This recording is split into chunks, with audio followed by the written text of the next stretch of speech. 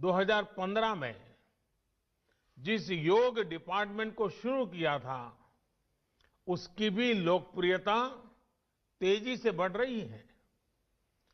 प्रकृति के साथ मिलकर अध्ययन और जीवन दोनों का साक्षात उदाहरण आपका विश्वविद्यालय परिसर है।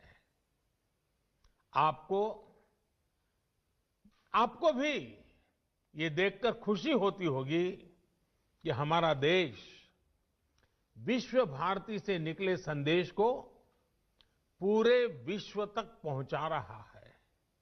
भारत आज इंटरनेशनल सोलर अलायंस के माध्यम से पर्यावरण संरक्षण के विषय में विश्व के अंदर एक बहुत बड़ी अहम भूमिका निभा रहा है।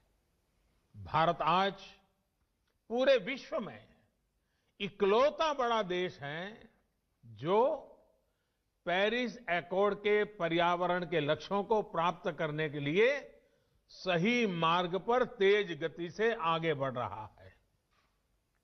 साथियों, आज जब हम विश्व भारती विश्वविद्यालय के 100 वर्ष मना रहे हैं, तो उन परिस्थितियों को भी याद करना आवश्यक है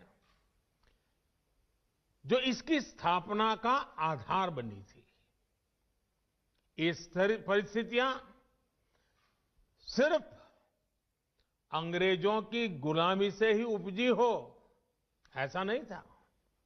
इसके पीछे सैकड़ों वर्षों का अनुभव था। सैकड़ों वर्षों तक चले आंदोलनों की पृष्ठभूमि थी। आज आप विद्वज्जनों के बीच मैं इसकी एक विशेष चर्चा इसलिए कर रहा हूं कि इन बातों पर बहुत कम बात हुई है, बहुत कम ध्यान दिया गया है। इसकी चर्चा इसलिए भी आवश्यक है क्योंकि ये सीधे सीधे भारत के स्वतंत्रता आंदोलन और विश्व भारती के लक्ष्यों से जुड़ी है। साथियों, जब हम स्वतंत्रता संग्राम की बात करते हैं तो हमारे मन में सीधे 19वीं और 20वीं सदी का विचार आता है।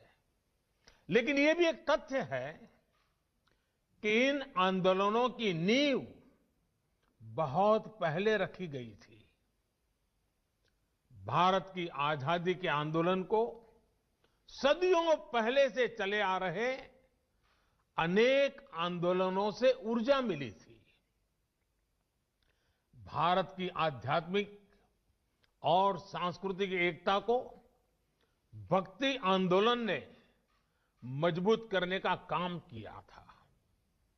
भक्ति युग में हिंदुस्तान के हर क्षेत्र, हर इलाके, पूरब, पश्चिम, उत्तर, दक्षिण, हर दिशा में हमारे संतों ने, महंतों ने, आचार्यों ने देश की चेतना को जागरूक रखने का अविरत, अविराम प्रयास किया। अगर दक्षिण की बात करें तो मध्वाचार्य, निम्बकाचार्य, वल्लभाचार्य, रामानुजाचार्य हुए। अगर पश्चिम की तरफ नजर करें तो मीराबाई, एकनाथ, तुकाराम, रामदास, नरसिंह मेहता। अगर उत्तर की तरफ नजर करें तो संत रामानंद, कबीरदास, गोस्वामी तुलसीदास, सूरदास, गुरु नानक देव, संत रैदास, अनगिनत महापुरुष। पूर्व की तरफ देखें, इतने सारे नाम हैं। चैतन्य महाप्रभु और श्रीमद शंकर देव जैसे संतों के विचारों से समाज को ऊर्जा मिलती रही। भक्ति काल के इसी खंड में रसखान, सूरदास, मलिक मोहम्मद जायसी, केशवदास, विद्यापति, न जाने कितने महान व्यक्तित्व हुए जिन्होंने अपनी रचनाओं को और रचनाओं से समाज को सुधारने का भी, आगे बढ़ने का भी और प्रगति का मार्ग दिखाया।